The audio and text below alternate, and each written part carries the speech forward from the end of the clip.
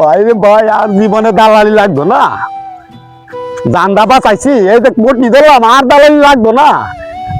দালাল দেখে লো ভাই কি কই আমরা ধরে সুপারভাইজারের কথা আইতে গিয়ে দিয়ে সুপারভাইজারের কথা সুপারভাইজার মনির ভাই। হ্যাঁ ভাই, কি অবস্থা?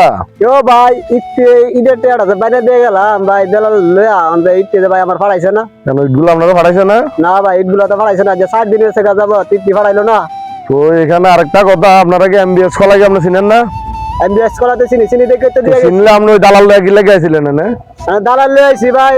হ্যাঁ আমার ভাই কইছে দেখে তো আমি দালাল লয়ে আইছি, মানে দালালের কাছে গেলে ভালো ঈদ পাওয়া যায়। আচ্ছা, এখন যাওয়ার হয়েছে, এখন স্যারের তো টাকা দিয়ে আসছে। হ্যাঁ চলেন সবুজ ভাই, এখন যাওয়ার হয়েছে, ম্যানেজার স্যারের কাছে যাই, ওনার তো টাকাগুলো দেওয়া হয়েছে, উনি ঈদ কেন ফাটাইছেন এটা জিজ্ঞেস করে যাই। চলেন ঠিক আছে ভাই, চলেন যাই। আয়েন সবুজ ভাই, ম্যানেজার স্যারের কাছে যাই। আচ্ছা চলেন। আসসালামু আলাইকুম স্যার, কি অবস্থা? ওই দিন যে ওনার টাকাগুলা দিলাম, আপনার যে মালগুলা ভাড়াইলেন না, আজকে 7 দিন হয়ে গেল, কাজটা কি ভালো হয়েছে? লোকে কাজ থামায় রাখছে বিল্ডিং এর। ওয়ালাইকুম আসসালাম। কোন ঈদের কথা বলতেছো মন্দির সাহেব? তোমার ওই যে 12 গাড়ি ঈদের কথা যেটা, এটা? জি স্যার, ওই 12 গাড়ি ইটের কথাই বলতেছি। আপনারা ওই দিন 20,000 টাকা বাইনা দিয়ে গেলাম না, ওই কথাগুলোই বলছি। ঈদ তো ওই দিনই চলে যাইতো যদি সোহাগ দালালদের সাথে না নিয়ে আসতেন। তো আপনাদের কিছু কথা বোঝানোর আছে বা আপনাদের একটা শিক্ষা দেওয়ার দরকার আছে, এই কারণে ঈদগুলো পৌঁছায় নাই। তো আমাদের সাথে অফিসে চলেন, আমাদের মালিক আছে, সেও আপনাদেরকে কিছু বলবে।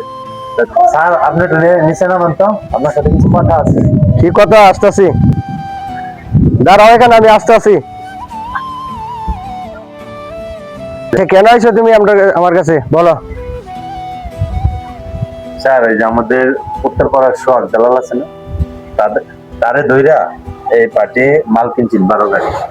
এখন মালটা আমি ইচ্ছাকৃত ভাবে দেই নাই, কারণ সে মাল বেচছে আপনার 24,000 টাকা করে।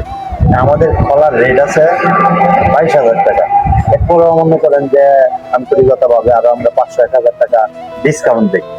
তো আমার কথা হলো, তারা দালালের কাছ থেকে মাল কিনলো কেন, এই জন্য আমি তাদেরকে মাল না দিয়া আপনার কাছ পর্যন্ত পৌঁছাইলাম।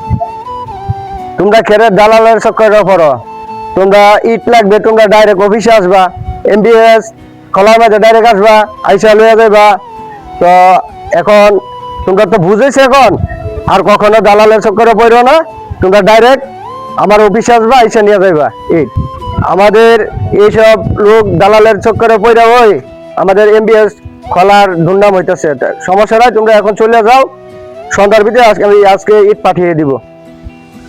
ঠিক আছে ভাই, তুমি টেনশন করো না, তোমাকে আমি কথা দিছি সন্ধ্যার ভিতরে ইট পাঠিয়ে দিব যেভাবে হোক। ঠিক আছে? আচ্ছা স্যার, চলো যাই, দয়াকরে আমার একটা স্যার ফাড়াই দিন। ঠিক আছে, ঠিক আছে, পাঠিয়ে দিব, টেনশন করো না। আসসালামু আলাইকুম। ওয়ালাইকুম সালাম। চলার মধ্যে বাচ্চা সিটার কিভাবে ঢুকলো, এগুলা কি তুমি দেখো না চোখে? এগুলা কি বের করতে পারো না? ঠিক আছে স্যার।